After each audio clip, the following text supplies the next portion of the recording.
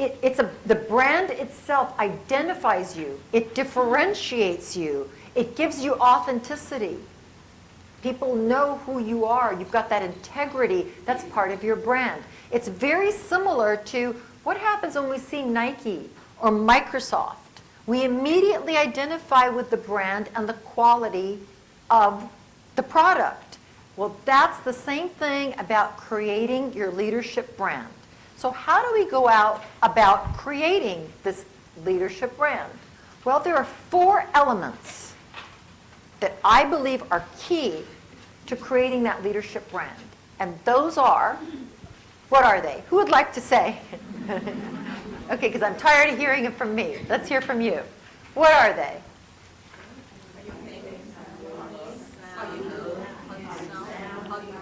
Excellent. How you think, how you look, how you sound, and how you act. Put those together and that creates that leadership brand. And we're going to take a look at every one of those. Now, in the interest of time, we're not going to go into as much detail as the information I've provided you. I've given you extra information because I want you to go and take that back and build on it. But we'll talk enough about it today so you will understand it and you will have the necessary tools that you can begin to practice it so that you can develop that differentiator that is just you. So let's start with how we think. How does a leader think? These come to mind. The first is be impeccable with your word. What does that mean to you? Now these are in thoughts. In thoughts. What does it mean if I were to say to you, you must be impeccable with your word, with your thoughts? What does it mean? Anybody have an idea? Okay, you're saying it's integrity. Be trustworthy. It's the way you're thinking. Good. What it's also saying is this. Don't use your thoughts against you. Do not use internal dialogue to criticize, demean, demoralize, judge, and degrade you. Because that kills your confidence, doesn't it? And let's be honest, everything begins with a thought. All right? It's cause and effect. And the thought is the cause. And the effect will be your reaction to your thought. So if you talk to yourself in the negative, if you say, I am such a loser, I always mess things up, guess what happens? You mess things up. Okay, now quantum physicists have proven scientifically that thoughts are energy. They actually can be measured. Negative thoughts operate on a different frequency than positive thoughts. So here's what's happening. Have you ever noticed you get up one morning and, oh, just one little thing goes wrong. You stub your toe. And then you say, oh my God, and you go off, all right? And all these negative thoughts. And do you ever notice then for the rest of the day, everything wrong happens to you over and over and over again? Well, here's why. Because we're like transmitters. When you think that negative thought, it's going out on a frequency. It's traveling out. It's energy that travels outwards. And what it does, it's traveling on the frequency of negativity. And so everything it pulls back is negative. The same thing happens for positive thoughts. That operates on a higher frequency. So when you send out positive thoughts, you get back positive results. So it's not by accident. Now, this is the secret that the very successful have known for as long as time exists.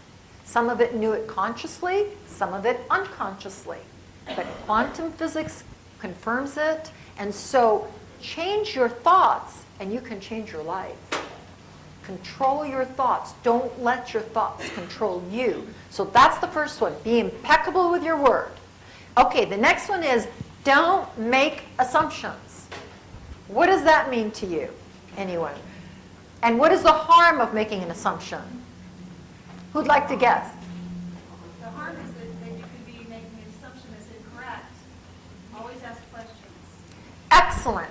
What she said is the harm is, what happens is we make an assumption, and how do we treat our assumption? As facts. Instead of really going to the person, Denise, if you said something to me, rather than ask you, well, Denise, what did you mean by that? I go back and stew, okay? Now, if I'm a positive person, I might be thinking it in a good way. But if I'm a negative person, I'll think, what did she mean by that? What is she implying? That I'm not good enough for my job? What's she trying to tell me? Maybe she's a backstabber. And I create this drama in my head, right? All on the assumption. And then what do I do to poor Denise? The next time I see her, I react, not on her words, but on the assumptions that I have made a reality. And that's the danger. You all can probably identify with this. You're working with a client. Client calls your manager. And you don't know what the conversation's about, but it's just before lunch. Manager calls you. I need to see you right after lunch. I just got a call from the client. What happens to you during lunch? If you go out with a bunch of people, you're all going to be talking about it, right? And fear's setting in. And we're imagining the worst. Oh my God. And then you start to defend yourself. Well, wait a minute. I wasn't the project manager on this. It's not my fault. I didn't do it.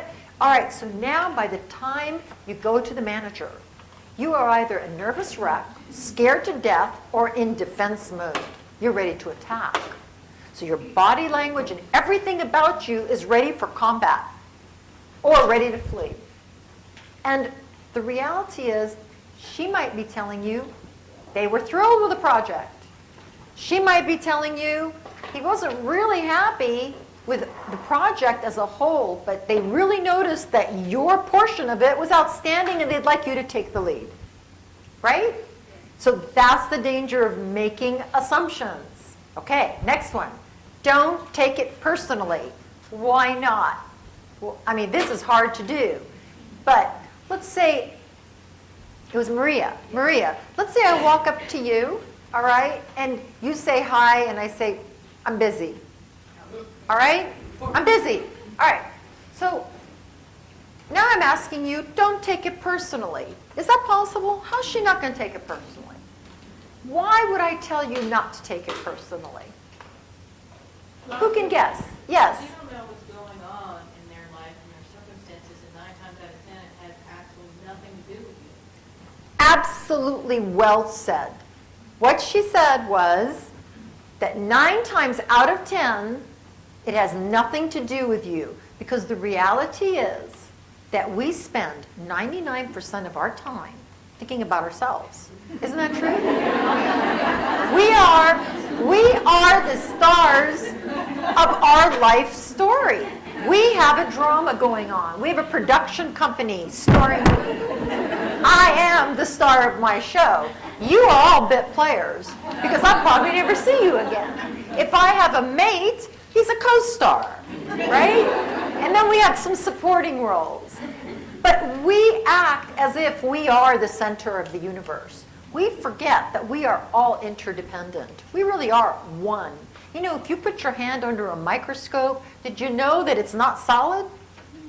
That it's jiggling around. It's just energy.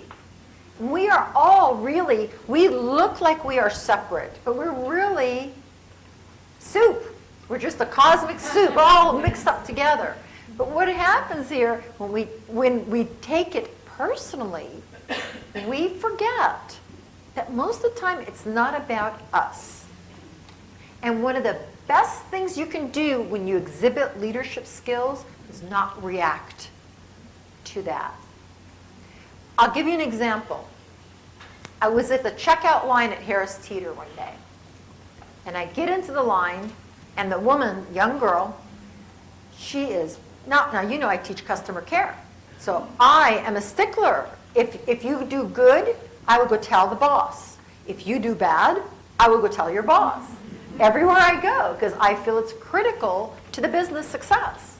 So I feel responsible about that. So what happens is, this woman is so unfriendly. And you know, she's going through my groceries, I think like she's throwing them, and I'm really getting angry, I'm taking it personally.